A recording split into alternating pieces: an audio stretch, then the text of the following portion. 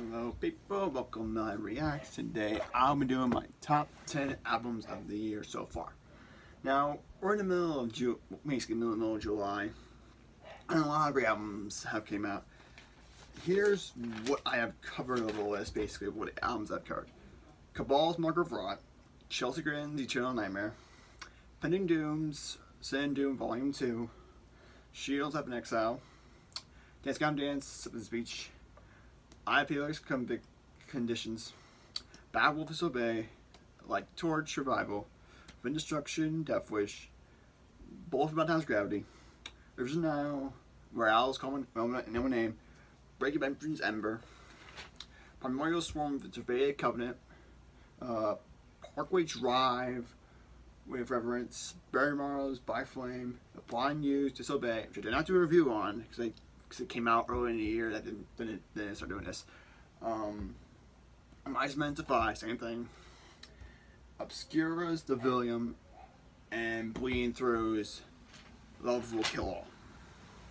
Now, out of those albums, which were like 19-ish albums, I think, here are my top 10 albums of the year so far. Now, number 10 I have to say is probably Bad Wolves. Bad Wolves is a band, basically a super group. They came together back in 2017 and covered, of course, you know, this band covered Zombie, done by the Cranberries, and this band is very good. The album itself has a lot of other good songs besides Zombie. But Zombie has so much of a high ride, and these other songs are starting to take a little bit of a toll, and I don't think that it's right. I think Zombie has so much hype behind it that this band's gonna probably just have that, hey, there's this band did Zombie, and that's all they're known for. In reality, this band is actually known for a lot of good songs. The song I probably recommend off the album is Remember When. Number 9, Shields. Now, Shields is supposedly broken up after this. I don't know why. I think probably because their guitar player killed himself and basically stayed in the band. But they released this one album called Left in Exile. It came back, I think, in April. And it's a good album. I mean, it kind of captures the suicide, like, aspect of that and everything. And it's a decent album. But my favorite song probably be Black Dog. Number 8 is Cabal's Marker of Rot. Now, Cabal is a Danish deathcore band, kind of reminiscing of old Dyer's Murder, with very more darkened tones and more like a high kind of screaming instead of lows. My favorite song would probably have to be Whispers. Number 7, Rivers of Nile, where Owls Know My Name. Now, Rivers of Nile is definitely a very different band. There's a song in this album called The Silent Life, where there's a trumpet involved in it, and that's definitely something really different about this band. Or the sax, I think it's saxophone. But this album is definitely a very atmospheric album, into where there's a lot of good songs and there's a lot of decent elements in this album, like the sax, the two guitar solos, the vocals are good, everything's on point in this album. And probably my favorite song probably to be A Silent Life. Number 6, Barry Morrow, Black Flame. Now, the only reason this is not in the top 5 is the element into our 3 songs have that extended ending, and I hate it so much. Black Flame does it, More Than More does it, and I think Overcast does it, and it just drives me insane. I don't know why they decided to do that to the songs. But the problem I recommend is More Than Mortal. Number 5, With Instruction. Now, when this album came out, which was early in the year, I think February came out, I said it's the album of the year for me. Which I didn't think that Parkway Drive come out with an album. Impending Doom didn't come out with an album. Obscura's album's good. Every album besides this one's good. The thing about With Instruction's album is there's a lot of the same pushing forward, where, okay, nice solo. Extensions of nice solo, and where everything's good. But then it just gets kind of mundane, same thing. I'm not saying it's a bad album. I'm saying it's a good album for what it's trying to do. But in the long term, you kind of want something diverse. I'm not saying it's not diverse, I'm just saying it's, I don't know, I'm trying to figure out what I'm trying to say.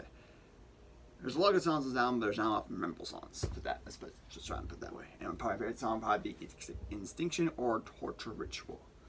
Number 4, Blind Youth Dispose. Now, this is definitely taking a more Bring Me Horizon kind of approach with Blind Youth, which I did not see coming after Happy Self-Destruction. After that album, which I felt like, okay, it's heavy on the album. They'll be heavy on the next album. Nope, they're going completely Bring Me Horizon. and it works so well with Lana's vocals. I think the sky is not a ceiling for you. The sky is not a ceiling for these guys. But my favorite song will probably be Disposable Fix.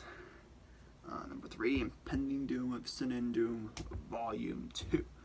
Now, Impending Doom, I think, I didn't break up, but it's been 5 years since the last album before this one. And this one is definitely a shorter album, but it has a lot of impact into where, okay, we got good songs here. There's a lot of different aspects in where there's nice guitar solos, there's nice vocal, there's nice screaming vocals. The lyrics and everything's fake is just so meaningful, and where actually you think about it, like, okay, well, damn, I guess there is no faith in this world anymore.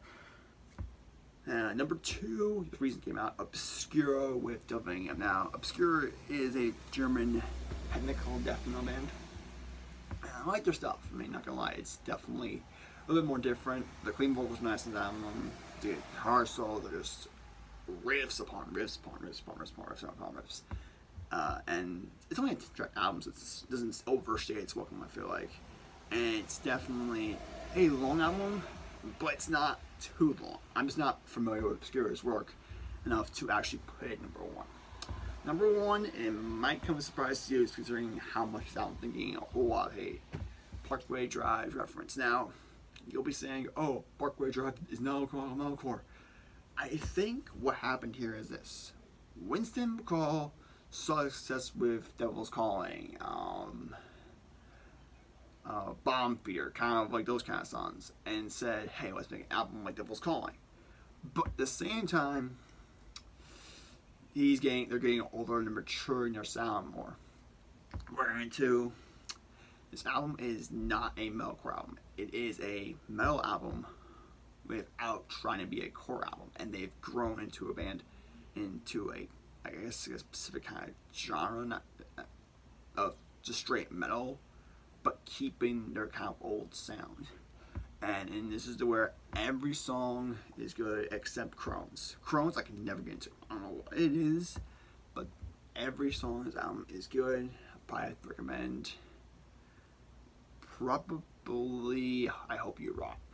And for Divinium, I probably have to say Ethereal Skies, and Impending Doom, I probably recommend Everything's Fake. And yeah, that's my top 10 albums of the year so far. Thursday I'll be doing my review of Linkin Park, Waking the Fallen by Avenged Sevenfold. So yeah, peace.